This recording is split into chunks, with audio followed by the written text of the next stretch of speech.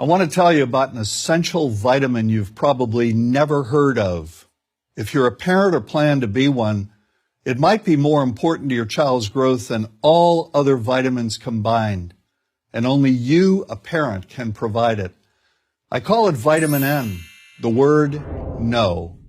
More and more children, I find, are suffering from vitamin N deficiency, and they, their parents, and our entire culture are paying the price. Let me illustrate my point with a story that's quite typical. A father, I'll call him Bill, gave his son, age 5, pretty much everything the little boy asked for. Like most parents, Bill wanted more than anything for his son to be happy, but he wasn't. Instead, he was petulant, moody, and often sullen. He was also having problems getting along with other children. In addition, he was very demanding and rarely, if ever, expressed any appreciation, let alone gratitude, for all the things Bill and his wife were giving him. Was his son depressed, Bill wanted to know? Did he need therapy? His son, I told him, was suffering the predictable ill effects of being overindulged. What he needed was a healthy and steady dose of vitamin N. Overindulgence, a deficiency of vitamin N, leads to its own form of addiction. When the point of diminishing returns is past, and it's passed fairly early on, the receiving of things begins to generate nothing but want for more things. One terrible effect of this is that our children are becoming accustomed to a material standard that's out of kilter with what they can ever hope to achieve as adults.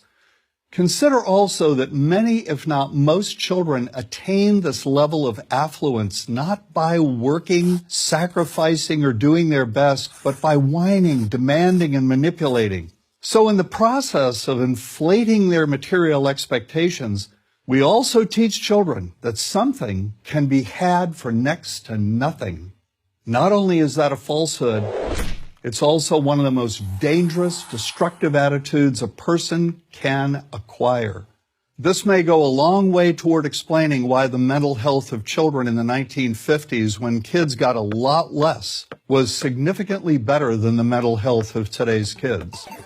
Since the 50s, and especially in the last few decades, as indulgence has become the parenting norm, the rates of child and teen depression have skyrocketed.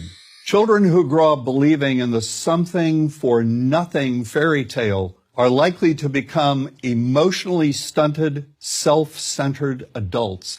Then, when they themselves become parents, they're likely to overdose their children with material things. The piles of toys, plushies, and gadgets one finds scattered around most households. In that way, overindulgence, a deficiency of vitamin N, becomes an inherited disease. An addiction passed from one generation to the next. This also explains why children who get too much of what they want rarely take proper care of anything they have. Why should they? After all, experience tells them that more is always on the way. Children deserve better. They deserve to have parents attend to their needs for protection, affection, and direction. Beyond that, they deserve to hear their parents say no far more often than yes when it comes to their whimsical desires. They deserve to learn the value of constructive creative effort as opposed to the value of effort expended whining, lying on the floor, kicking and screaming, or playing one parent against the other. They deserve to learn that work is the only truly fulfilling way of getting anything of value in life, and that the harder they work, the more ultimately fulfilling the outcome. In the process of trying to protect children from frustration, parents have turned reality upside down. A child raised in this topsy-turvy fashion may not have the skills needed to stand on his or her own 2 feet when the time comes to do so.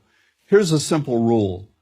Turn your children's world right side up by giving them all of what they truly need, but no more than 25% of what they simply want. I call this the principle of benign deprivation. When all is said and done, the most character-building 2-letter word in the English language is no. Vitamin N. Dispense it frequently.